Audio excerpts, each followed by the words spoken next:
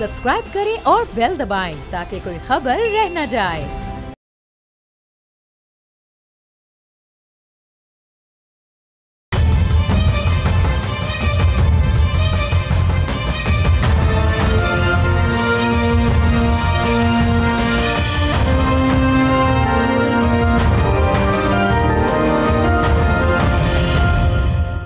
अस्सलाम वालेकुम, आप देख रहे हैं बोल्ड रिपोर्ट्स और मैं हूं बतूल राजपूत। आज पाकिस्तान की सियासत में एक ऐसी डेवलपमेंट हुई है जिसका असर और जिसका एक एक्सपीरियंस बहुत सालों तक शायद पाकिस्तान की सियासत करे। एक ऐसी प्रेस कॉन्फ्रेंस DGISPI की तरफ से की गई जिसमें वाज़े तौर पे पाकिस्तान तहरीक इंसाफ के लिए मैसेजिंग थी। उनका नाम लेके उनसे जो शिकायत हैं उसका जिक्र किया गया और इट इज़ रूथलेस और आई डोंट नो कि what PTI is going to do with it और उनकी क्या स्ट्रैटेजी होगी, क्योंकि एक तरफ PTI ये कहती रही है कि बात भी नहीं करनी और बात भी उन्हीं से करनी है, लेकिन उनका ख्याल अब क्या है PTI के बारे में वो हम सबके सामने आ चुका है। शॉर्टली आपके साथ शेयर करेंगे कि हुआ क्या है। आज की प्रेस कॉन्फ्रेंस में डिलूजनल का लफ्ज़ इस्तेमाल किया गया, जहनी मरीज़ कहा गया, जो कि आमतौर पे इस तरह के ऑफिसर्स और ऐसी प्रेस कॉन्फ्रेंस में इस तरह के अल्फाज इस्तेमाल नहीं होते, लेकिन आप इससे अंदाज़ा लगाएं कि मामलात किस नहज तक जा चुके हैं और मिसट्रस्ट कितना ज़्यादा है। ये भी कहा गया कि वो नार्सिसिस्ट हैं, नेशनल सिक्योरिटी थ्रेट बन चुके हैं। ये वाला नुक्ता उस वक्त भी हमने अपने तहीं भी इसको एज्यूम किया था कि आने वाले वक्त में ये लग रहा है कि होगा कि इमरान खान या उनकी पार्टी को नेशनल सिक्योरिटी थ्रेट कहा जाए। जब उनकी बहन ने इंडियन मीडिया को इंटरव्यू दिए, उसका बेशतर जो हिस्सा था वो AI था, लेकिन उनका वहाँ जाना, इंटरव्यू देना, अपने गम उनसे शेयर करना जो पाकिस्तान के ख़िलाफ़ बाकायदा प्रोपेगेंडा करते रहे हैं और फेल्ड प्रोपेगेंडा करते रहे हैं, ऑप्टिकली ठीक नहीं था। और उस वक्त भी एक राय यही थी कि जिसने भी ये मशवरा इमरान खान को दिया है ठीक नहीं दिया। इसके साथ साथ एक ये पॉइंट भी इस्टेब्लिश हुआ आज की प्रेस कॉन्फ्रेंस में कि PTI की अपनी गवर्नेंस क्या है KP में, और ये वाज़े तौर पे उंगली उठाता है सोहेल आफरीदी की परफॉर्मेंस पे। ये तो कहा जाता है कि आप सियासत में हमें ड्रैग ना करें और हम सियासत में इंटरेस्टेड नहीं हैं, लेकिन आज ये बात भी बहुत क्लियर हो गई है कि जो फ़ौज इस्टेब्लिशमेंट के पॉइंट ऑफ व्यू को कन्वे किया गया SPR की तरफ से, इसकी नौबत इसलिए आई है because government could not do anything about it. और जब उनसे सवाल किया गया कि क्या आप इतने सारे इल्ज़ामात और शिकायत के बाद और जो प्रूफ्स 9 मई के बाद भी इस्टेब्लिशमेंट के पास हैं और गवर्नमेंट के पास हैं, क्या आप PTI पे पाबंदी लगा देगी, तो इसके जवाब में कहा गया कि ये हमारा इस्तेहकाक नहीं है, हुकूमत लगाना चाहती है तो लगाए, लेकिन हमें बोलना पड़ा इसलिए हम इस बारे में बात करें। तो ये अहम पैगाम है। अब देखना है कि PTI इसकी तैयारी क्या करती है। ऑन दी अदर हैंड, इससे पहले हमने, क्योंकि हम खुद भी बहुत फिटनेस करते हैं ऐसी ब्रीफिंग और प्रेस कॉन्फ्रेंस को, नॉर्मली ये होता रहा है कि सोशल मीडिया की कुछ ट्वीट्स उठा के या कुछ ऐसे एनोनिमस अकाउंट्स उठा के उसके ऊपर राय जनी की जाती है कि ये किसने किया होगा और ये एंटायर पाकिस्तान है या एंटायर एस्टेब्लिशमेंट है। लेकिन अब I think it's for the first time कि नौरी नियाज़ी का क्लिप चलाया, फिर इमरान खान की ट्वीट भी चलाई, फिर सोहेल आफरीदी का क्लिप चलाया जो कि KP के CM हैं, और इससे आप अंदाज़ा लगा सकते हैं कि चीज़ें कितनी अनइमेजिनेबल हो गई हैं। और ये इस्टेब्लिश कर दिया है कि इमरान खान नागुज़ीर नहीं है निज़ाम के लिए। जितना भी गवर्नमेंट की तरफ से बातचीत करने की कोशिश की गई या इमरान खान जेल से इंडायरेक्टली कन्वे करते रहे कि इनसे तो बात नहीं करनी, जो पावर हाउस है उससे बात करनी है, पावर हाउस की तरफ से कहा जा चुका है कि इमरान खान हमारे लिए तो इंडिस्पेंसिबल नहीं है। और एक ऐसा इल्ज़ाम मुझे नहीं लगता कि PTI इसको ठीक से इसके हवाले से दलाइल दे पाएगी, क्योंकि जो उनके डोमेस्टिक केसेस थे उसमें ही PTI के लॉयर्स की तैयारी इतनी बुरी रही है, चाहे वो फ़ंड रेजिंग का केस हो या वो दीगर केसेस हों। तो इस केस को अगर इस्टेब्लिश करेगी PTI के ख़िलाफ़ गवर्नमेंट की, PTI इंडिया और अफ़गानिस्तान मिल के पाकिस्तान की फ़ौज के ख़िलाफ़ नैरेटिव बना रहे हैं, तो PTI इसका क्या जवाब देगी सिवाय इसके कि ये हमारे पे इल्ज़ाम है। और मुलाकातों के हवाले से जो बहुत लंबी बहस हो रही थी, मुलाकात करवाएं या ना करवाएं, ये प्रेस कॉन्फ्रेंस हुई पहले इंफॉर्मेशन मिनिस्टर की और लॉ मिनिस्टर की, और उसके बाद DGISPI की प्रेस कॉन्फ्रेंस हुई। दोनों में ये इस्टेब्लिश हुआ कि अब हुकूमत का और इदारे का कोई लेना देना है ही नहीं PTI के साथ। This is what it means. जी महमूद मौलवी साहब, आपने सुना, सीनियर सियासतदान हैं आप, बड़ा किरदार अदा कर चुके हैं पाकिस्तान तहरीक इंसाफ की सियासत में भी, और रिसेंटली भी पीटीआई और एस्टैब्लिशमेंट के और गवर्नमेंट के मामलात को बेहतर बनाने में आपके कॉलीग फवाद चौधरी भी आपके साथ थे, शाह महमूद कुरैशी से आपकी मुलाकात भी, और you guys were very very hopeful. इससे पहले कि हम आगे बढ़ें, मैं चाह रही हूँ कि फवाद चौधरी ने जो कहा कल वो आपको मैं बता दूँ। उन्होंने कहा कि इमरान खान भी इन्हीं पर तनकीद करते हैं और दूसरी तरफ कहते हैं कि बात भी इन्हीं से करनी है, यानी कि एस्टैब्लिशमेंट। ये तो बिल्कुल अजीब सी स्ट्रैटेजी है। हमने कोशिश की कि चीज़ें बेहतर हों, हमारी मुलाकात भी करवाई गई, दूसरी तरफ यानी कि हुकूमत और एस्टैब्लिशमेंट चीज़ें बेहतर करने को तैयार हैं, ये फवाद चौधरी ने कहा है। महमूद मौलवी साहब, आप लोग तगोदो कर रहे थे, लेकिन इस प्रेस कॉन्फ्रेंस के बाद आपको लगता है कि आपकी जो सारी कोशिश थी, जो आप कह रहे थे कि हम सिर्फ मुल्क के लिए कर रहे हैं और हमारा कोई इंटरेस्ट नहीं है, उस सब पे पानी फिर गया? देखिए, एक चीज़ मैं आपको बता दूं, ये जो मैंने अभी ISPR की बिल्कुल ये सुना, मेरे ख्याल से बेसिकली हम इतने आगे जा चुके हैं। उसकी वजह ये देखिए, वो सही कह रहे हैं कि देखिए nothing is to be compromise once the country is at stake. और मेन इशू ये बना है जो परसों के मैसेज था, जो ट्वीट, जिसमें ये उन्होंने अपने मैं ये कहूँगा जो कि MNAs को कहा गया कि आप लोग जिन्होंने MDU को मैं कोर्स किया वो जो है गद्दार है। See, that was not meant and acceptable because आप ओपन फौज से कन्फ्रंटेशन की बात कर रहे हैं। आप देखें ना, ये कैसे कह सकते हैं कि जो NDU कर रहे हैं, देखिए इल्म हासिल करने के लिए तो लोग मतलब इस्लाम में भी चीन जाने को है, वहाँ पे NDU में तो इल्म हासिल हो रहा है, आप उसके लिए कह रहे हैं। तो ये देखिए, इसमें कोई दो राय नहीं है कि ये फ्रस्ट्रेशन बहुत ज़्यादा, और ये जो है हम इस कदर मैं कहूँगा कि जो इनको ये ट्वीट को, देखिए मुझे ये भी नहीं पता कि खान साहब ने अंदर क्या कहा, मगर ये ट्वीट आना नहीं चाहिए था। और आप ये देखें, कल जो जनरल सेक्रेटरी है PTI के, उन्होंने टीवी पे बैठ के बोला, ठीक है ना, राजा साहब ने, कि जी मुझे नहीं मालूम ये कौन ट्वीट करता है, कहाँ से आते हैं और कैसे आते हैं। आप निकाल लें, कल ARY शो पे उन्होंने कहा कि अगर एक जनरल सेक्रेटरी पार्टी ये कह रहा है कि जी मुझे नहीं मालूम कौन करता है, कहाँ से आते हैं और कैसे आते हैं, तो फिर तो चीज़ें बहुत वाज़े हो गई है ना। देखिए ना, अगर एक बात है, पार्टी का ट्वीट अगर होता है तो पार्टी का general secretary today is the most important position, उससे तो वेट होना चाहिए था। मगर अगर वो कह रहे हैं कि जी हमें नहीं पता कहाँ से आते हैं, मैं खुद जो है इन चीज़ों से घबराता हूँ, वो तो मेरे खिलाफ भी लोग कर लेते हैं, तो दैट इज़ नॉट एक्सेप्टेबल। देखिए ना, इसको फ़ायदा उठा रही है हमारी दुश्मन, कौन? इंडिया।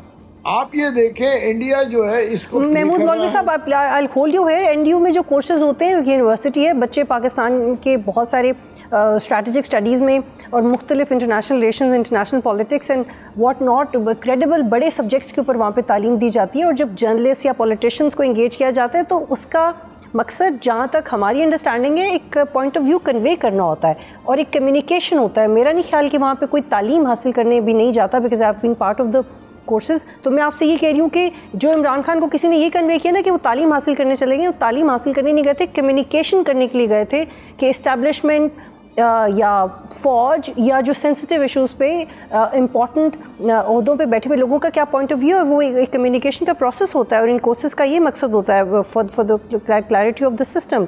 तो ये मेरा ख्याल है, अगर ये कह दिया जाता, इमरान खान को बता दिया जाता, तो ये उनको पॉलिटिकली हेल्प करता कि आपके लोग अगर NDU में जा रहे हैं, लोगों से मिल रहे हैं, तो शायद आपके लिए पैगाम रसानी आसान हो जाएगी। लेकिन इसके बरक्स बात कर दी गई इमरान खान को।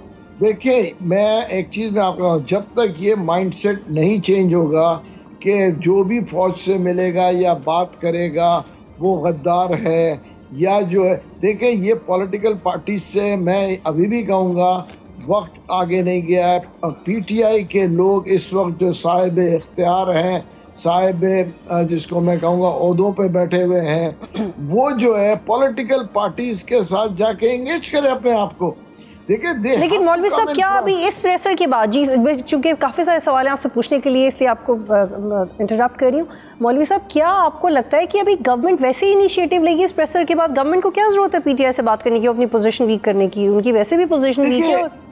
देखिए, अगर मैं आपसे एग्री करूँगा, ज़रूरत नहीं है, मगर देखिए हम एक मुल्क में रह रहे हैं वो नहीं चाहते कि जी इंतशार हो। और देखे कोई ना कोई अगर देखे डैमेज जो है मैं कहूँगा आवाम को और पार्टी वर्कर्स को, क्योंकि उसकी वजह ये है कि देखे अगर कोई ना कोई मतलब मैं आपको कहूँगा ये जो है पीटीआई इसके अगेंस्ट जाती है तो ऑब्वियसली। अच्छा महमूद मौलवी साहब, नेशनल, ठीक है आप कह रहे हैं गवर्नमेंट इनिशिएटिव नहीं लेगी, लेकिन क्या नेशनल सिक्योरिटी थ्रेट है पीटीआई? तो पीटीआई इसको कैसे संजीदगी से लेगी, कैसे पसू करेगी इस मामले पे? देखिए एक बात मैं आपको बता दूं, उन्होंने नेशनल सिक्योरिटी थ्रेट पीटीआई को नहीं कहा, ठीक है ना, उन्होंने इंडिविजुअल का नाम लिया है। अगर आप उसको सुने तो वो देखिए ना, उसकी वजह ये है कि वो जो नेशनल सिक्योरिटी, लेकिन महमूद मौलवी साहब इमरान पीटीआई में इमरान खान के अलावा तो कोई है नहीं ना, तो PTI is Imran Khan is PTI. नहीं देखिए ऑब्वियसली देखिए it's Imran Khan is PTI जो आप कह रहे हैं। देखिए पीटीआई में लाखों लोग हैं और हज़ारों कारकुन हैं और मैं कहूँगा काफ़ी लोग जो हैं अहदेदार हैं इस वक्त। देखिए इट्स नॉट, और इनमें से कोई भी जो शख्स जो है ना मुल्क के अगेंस्ट इंडिया के सपोर्ट में नहीं जाना चाहेगा, ये मैं वाजे कर दूं।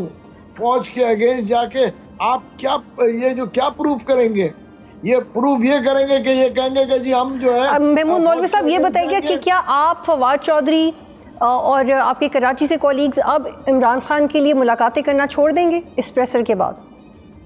देखिए मेरा कहना चीज़ें ख़त्म तो नहीं हो गई, इट्स नॉट नेवर कि भाई एंडिंग तो नहीं हो गई। देखिए अभी हम बैठेंगे, बात करेंगे, आपस में बात करेंगे, और मेरे पास जो है पीटीआई के इस वक्त के ठीक है बहुत सारे अहदेदार हैं जो मुझे फ़ोन करके कह रहे थे कि जी ये क्या हो रहा है। उसकी वजह वो खुद कन्फ्यूज्ड है कि कहाँ जाएंगे, उसकी मतलब they are not happy what's going on. Majority of them are not happy. यानी कि आप राब्ते जारी रखेंगे। बहुत शुक्रिया महमूद, हमें ज्वाइन कर रहे थे। एक ब्रेक लेंगे फिर वापस आते हैं।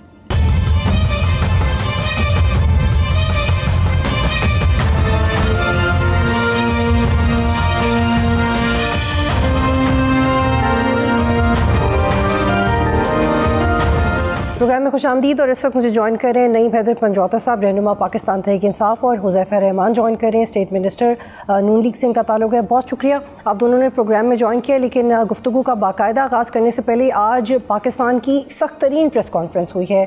इसके बाद जो हम एक्सपेक्ट कर रहे हैं कि क्या सूरत हाल होगी, वो इससे शायद कुछ ज़्यादा मुख्तलिफ नहीं होगी, क्योंकि उसके कुछ फ्लैशबैक्स हम ऑलरेडी देख चुके हैं।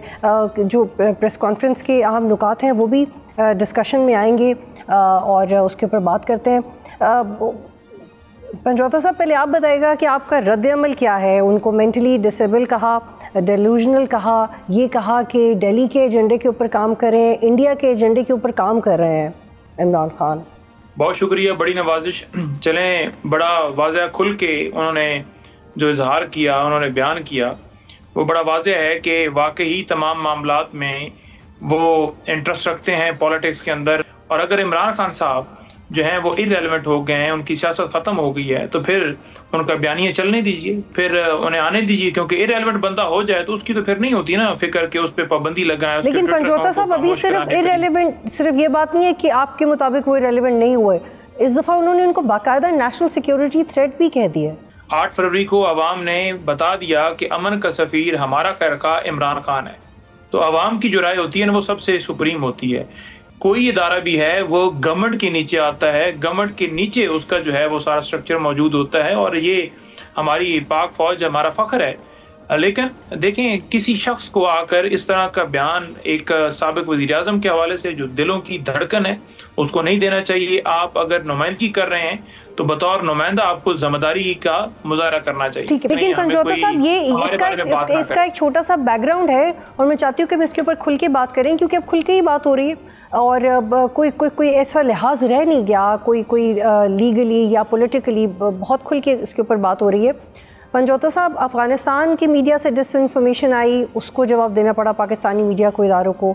इंडिया की तरफ से डिसइंफॉर्मेशन आती है, इंडियन मीडिया को इंटरव्यू दिए जाते हैं, वो ऑप्टिक्स आपके अगेंस्ट चली गई।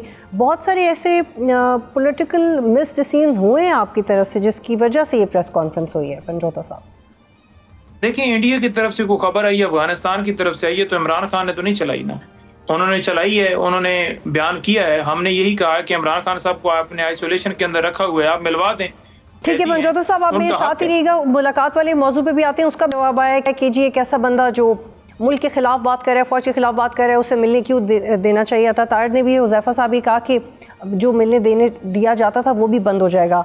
अब do you stand by what DGISPR has said and said so openly that it is now going to make the position of the government questionable, और PTI के लिए तो है भी, क्योंकि गवर्नमेंट के लिए भी बहुत सारे क्वेश्चन आ जाएंगे। अब एक तो बात यह है कि DGISPR की ये लॉन्ग अवेटेड प्रेस कॉन्फ्रेंस थी, जो मेरे जैसा सियासतदान एक डेमोक्रेट समझता था कि ये ना हो ना हो ना हो, लेकिन जिस तरीके से तहरीक इंसाफ और बानी तहरीक इंसाफ ने पाकिस्तान में सियासत की बुनियाद रख दी थी, जिस तरीके से इदारों को अपने मुंह में डालना, इदारों के बारे में जो अल्फाज का इस्तेमाल, उसके बाद जाहिर है मैं तो समझता हूँ कि अभी फिर भी प्रेस कॉन्फ्रेंस में वो अल्फाज इस्तेमाल नहीं किए गए जिसके लिए PTI या बानी तहरीक इंसाफ डिज़र्व करते थे। मंजोता साहब मेरे भाई हैं, एक ख़ुद पॉलिटिकल एक्टिविस्ट हैं, लेकिन मैं आपको बता रहा हूँ, द कॉस्ट ऑफ रेपुटेशन, वो कहते हैं कि कुछ ऐसे भी उठ जाएंगे इस बज़म से जिनको तुम ढूंढने निकलोगे मगर पा ना सकोगे।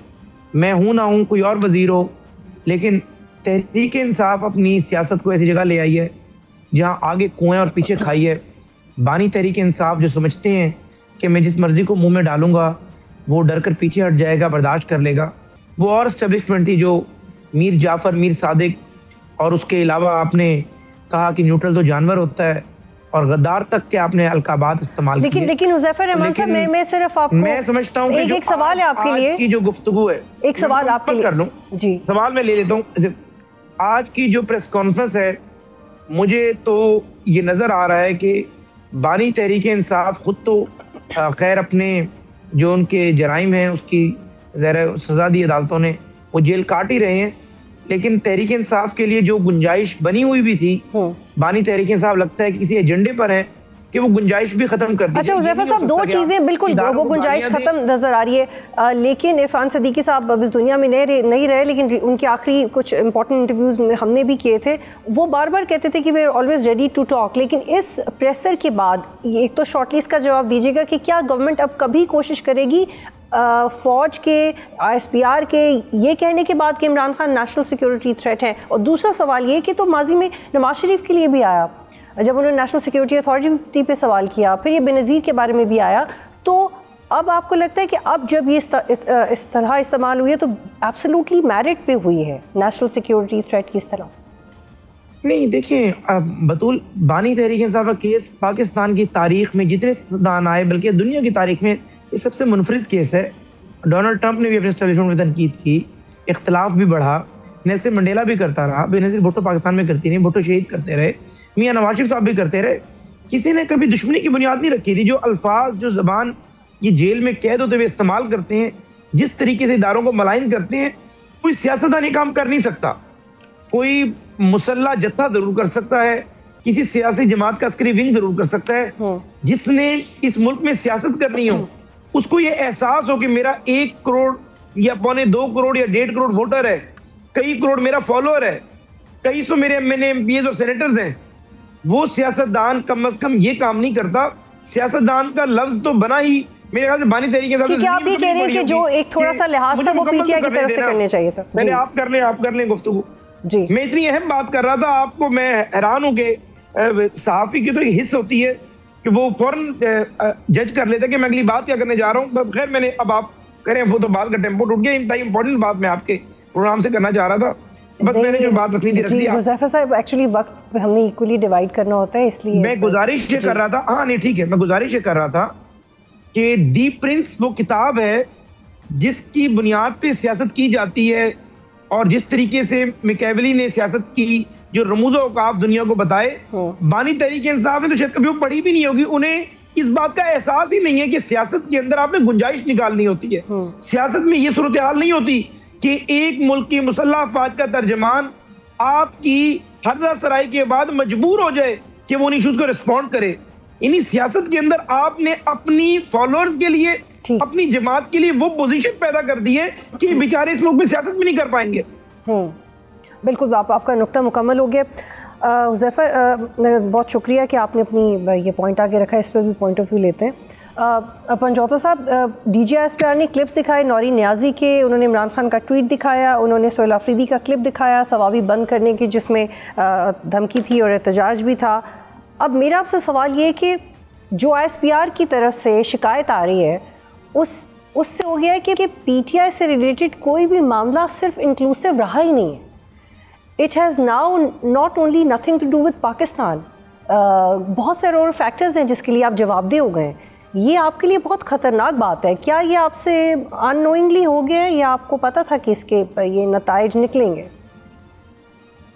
देखिए, बात ये है कि जो कह रहे हैं जी कि नौरीन नियाज़ी का बयान या सोहेल अफरीदी का बयान या किसी और बयान, नौरीन नियाज़ी की और इलिमा आपा की जो है ना वो वीडियो AI जनरेटर जो हैं वो चलाई गई, जो कि बाद में माजरत भी की गई कि वो बिल्कुल फेक थी और फेक प्रोपेगेंडा सारा करने के ऊपर क्या पीका एक्ट जो है वो लगेगा। दूसरी ये चीज़ है कि जो सोहेल अफरीदी हैं उन्होंने सवाबी बंद नहीं किया, वो खैबर पख्तूनख्वा में अपने वहाँ बाकी मुल्क के अंदर है, हमारी तंजीम ने वहाँ सवाबी जो है इंटरचेंज को बंद किया। इमरान खान को आइसोलेशन में रखा हुआ था, 1 महीना होने वाला था, वो रास्ते बंद ना करते तो और क्या हाल था? क्या अदालत ने इंटरवीन करके उनकी मुलाकात के लिए एग्जीक्यूशन कराई अपने हुक्म की? नहीं करवाई, नंबर 1। नंबर 2, जो PMLN के रहनुमा हुज़ैफा साहब बैठे हैं वो कह रहे हैं जी कि हम तो उस नैज तक नहीं लेकर गए, तो बयानात में रख देता हूँ आपके सामने, फिर आप ही फैसला कर लीजिएगा कि आपने जो किया वो ठीक था और अगर हम तनकीद कर रहे हैं वो गलत है। ठीक है जी, इमरान खान ने तो नहीं कहा कि वो जो है वो मुल्क तबाह करें जो है वो जर्नैल और फिर उनको आओ जी संवारो नवाज शरीफ। इमरान खान ने तो नहीं कहा कि टैंक, गोले, बारूद, ये सारे पैसे हम इसलिए नहीं देते आपको कि आप हमारे ऊपर ही चलाएं। इमरान खान ने तो नहीं कहा कि हम ईंट से ईंट आपकी बजा देंगे। इमरान खान ने तो नहीं कहा कि लेकिन पंजौता साहब बहुत अच्छी दलील है आपके पास बहुत जबरदस्त दलील है, लेकिन इसका जवाब ये कि इसमें से फिजिकली कुछ भी नहीं किया नवाज शरीफ ने, फिजिकली PTI ने जाके किया है, डंडे, हथौड़े, पत्थर ये PTI ने मारे हैं जाके 9th में पे, जिसकी वजह से आपका केस वीक हो गया। थोड़ा सा आगे बढ़ते हैं पंजौता साहब, ये भी कहा गया ISPR की प्रेस कॉन्फ्रेंस में कि PTI इंडिया और अफगानिस्तान मिलकर पाकिस्तान की फौज के खिलाफ नैरेटिव बना रही है, थ्रेटनिंग है, इट्स एब्सोल्युटली रूथलेस और इसमें बहुत ऑकवर्डनेस है। आप इसको ऐसे ही जाने देंगे या इसके खिलाफ बात करेंगे या इसको ठीक करने की, सॉर्ट करने की कोशिश करेंगे कि भाई ऐसा कुछ नहीं है? देखें, ये तो सिर्फ बात है ना कि इमरान खान मान नहीं रहे, इमरान खान हमारे मुताबिक चल नहीं रहे, Imran Khan national policy, international policy जो है, जो हमारा दिल है उसके मुताबिक चलें, उसके मुताबिक नहीं चल रहे तो इमरान खान जो है वो गद्दार है। तो ये कहा गया कि ये फैसला करना हुकूमत का काम है, हम रियासत का काम, हम एक इदारा है और बात इतनी बढ़ गई थी कि हमें बोलना पड़ा। तो अगर बोल लिया तो क्या पाबंदी का मुतालबा भी किया जा सकता है? आप इस पर क्या सोच रहे हैं? जी बहुत शुक्रिया जी। पहली बात तो ये कि पंजौता साहब ने जितनी भी बातें कही उन सब का भी मैं जवाब दे सकता हूँ कि उस सियाको सवाक से हट करें कुछ चीज़ें, लेकिन अगर उनकी बात को मैं दुरुस्त भी मान लूँ तो इसका मतलब ये है कि जो गलती PMLN ने की है या पीपल्स पार्टी ने की है वो ये भी करेंगे कि तो ऐसे ही है कि एक बंदा एक मर्डर में फांसी हो रहा तो ओके जी फलां बंदे ने 100 मर्डर किए हैं, वो आज़ाद फिर है, मुझे फांसी ना दो। तो आज अगर आप जो चीज़ कर रहे हैं और ये मानते हैं कि PMLN ने की गलत थी, PP ने की गलत थी, तो यानी आज आप भी करेंगे अल्ताफ हुसैन ने की गलत थी। एक तो बात ये है कि ये बिल्कुल जस्टिफिकेशन काबिल कबूल नहीं है। दूसरी बात यह है कि आपकी तनकीद और PMLN की तनकीद में क्या फ़र्क है? PMLN ने तनकीद की एक इशू के ऊपर, उसके बाद ज़ाहिर है नेगोशिएशंस भी की, बातचीत हुई, बातचीत ख़त्म हो गई। आप तो तनकीद बराए तनकीद कर कर दुश्मनी कन्वर्ट कर चुके हैं। आज तक किस PMLN के बंदे ने कहा है DGC को या सेक्टर कमांडो के मिस्टर X, मिस्टर Y, किसने कहा है कि आप मुसल्लह फौज के सरबराह को कहेंगे मीर जाफर, मीर सादिक? किसने कहा है कि आप कहें कि जी न्यूट्रल तो जानवर होता है? एक आपकी इंतहा थी, आप कहते थे आर्मी चीफ कौम का बाप होता है, और जब जनरल बाजवा ने आपका साथ देना बंद किया तो आपने मीर जाफर, मीर सादिक कह दिया।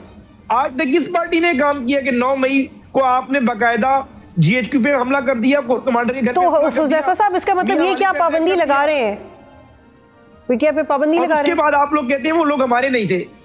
वीडियोस में सफेवल के रहनुमा मौजूद है, MN MPs मौजूद है। जी हुज़ैफा साहब काइंडली सवाल, क्या आप PTI पे पाबंदी लगा रहे हैं? नहीं देखिए, ये मैं तो अगर DGI की मैंने प्रेस कॉन्फ्रेंस पूरी सुनी नहीं, मैं अपने हल्के में मौजूद हूँ।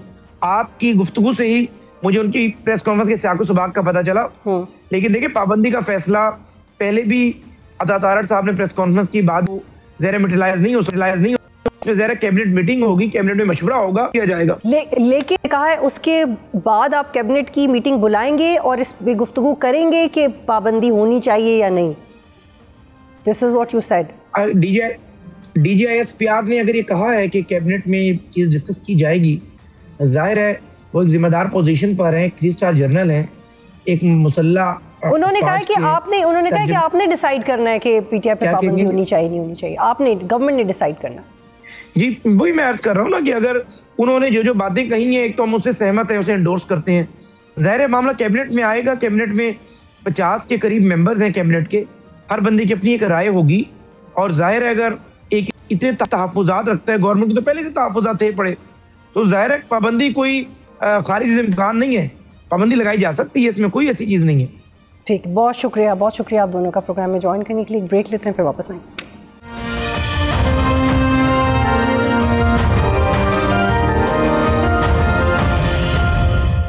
प्रोग्राम में खुशामदीद। और अब बात करते हैं कि अफसोसनाक वाक़या जिसका ताल्लुक़ कराची से है। गुलशन इकबाल नीवा पुल के करीब मैन होल में एक 3 साल का बच्चा गिरा, उसकी मौत हुई। और 3 साल का जो बच्चा इब्राहिम, जो सोशल मीडिया पे भी बहुत रिपोर्ट होता रहा, 15 घंटे के बाद उसकी डेड बॉडी निकाली गई। बच्चा रात 11 बजे के करीब गटर का ढक्कन ना होने की वजह से इसमें गिरा। इलाका मकीनों ने अपनी मदद आप के तहत हैवी मशीनरी मंगवा के खुदाई शुरू की और इब्राहिम की फैमिली के साथ मिल के ये सारी कार्रवाई की गई। उससे पहले वो एक शॉपिंग स्टोर पे अपने पेरेंट्स के साथ आया था और उसके बाद वो गटर में गिर गया। कराची गटर के ढक्कन की शिकायत की आपको तफसील बताते हैं, कोई नया इशू नहीं है। शहरियों ने 23 अक्टूबर से 1 दिसंबर के दौरान 40 दिनों में गटर के ढक्कन ना होने की वजह से 1500 से ज़ायद शिकायत जमा करवाई, जिसकी वजह से हमने कोई ख़ास कार्रवाई तो नहीं देखी, लेकिन जो नंबर ऑफ़ कंप्लेंट्स हैं वो 169 सिर्फ नॉर्थ नाज़िमाबाद टाउन में मौसूल हुई। एक साल में कितनी अमवात हुई वो भी आपको बताते हैं कि इसी साल 2025 के 11 माह के दौरान मुख्तलिफ इलाकों में पेश आने वाले वाक़यात में हलाकतों की तादाद 24 तक जा पहुँची। रेस्क्यू काम का, और डेफिनेटली उसमें ज़्यादा बच्चे थे। रेस्क्यू काम के मुताबिक मजमूई तौर पर 19 बालिग़ अफराद और 5 बच्चे इन हादसात में जाँ बाक हुए। और इस अफसोसनाक इशू पर बात करते हैं तर्जुमान सिंध सुखदेव हमारे और बानी फिक्स इट हमें ज्वाइन करें।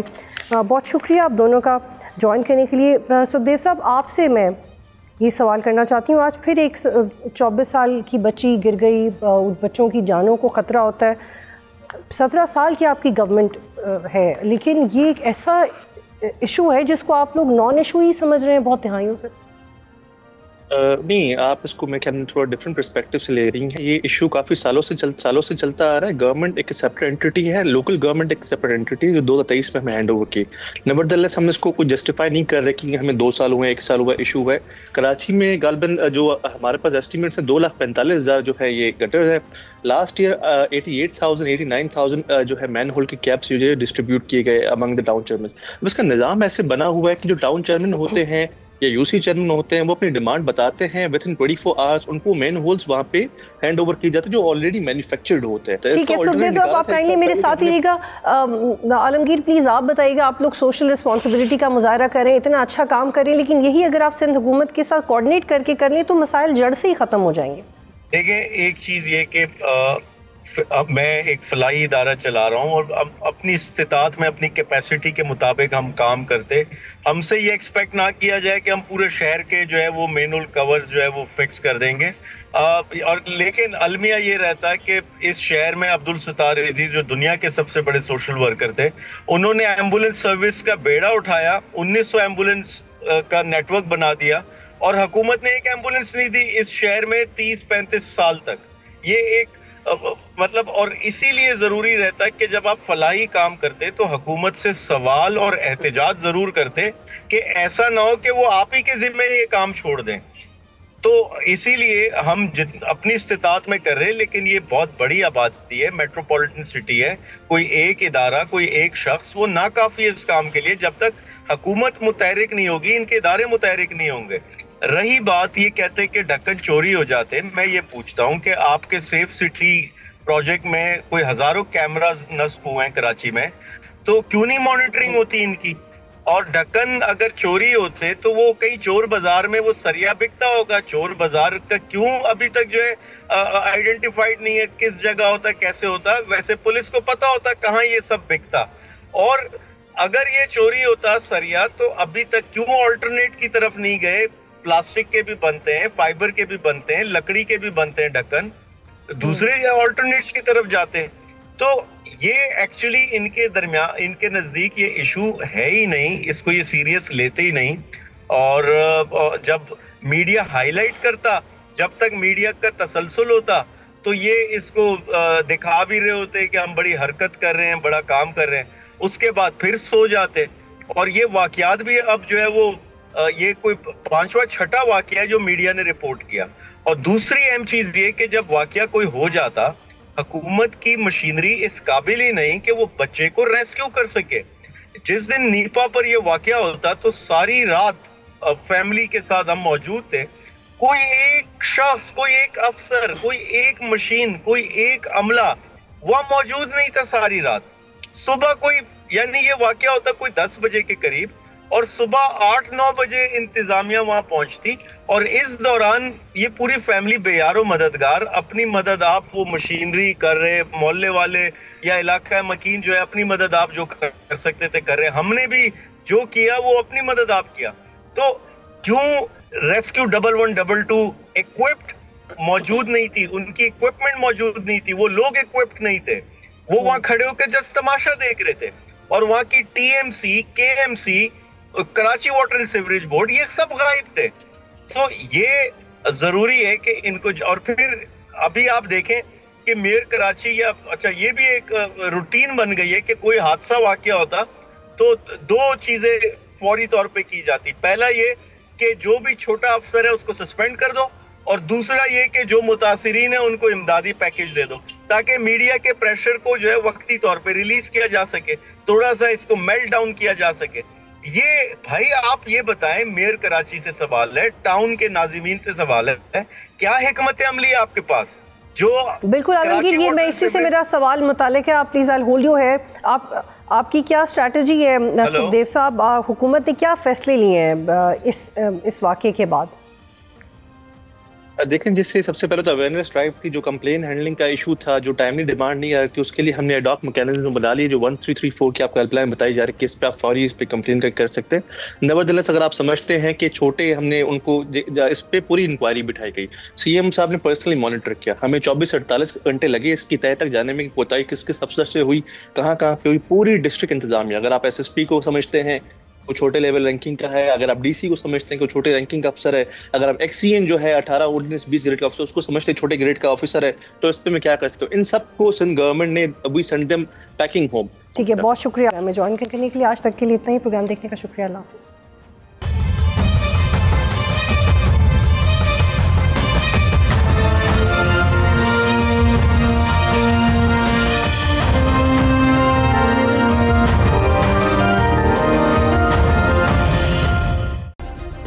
सब्सक्राइब करें और बेल दबाएं ताकि कोई खबर रह न जाए।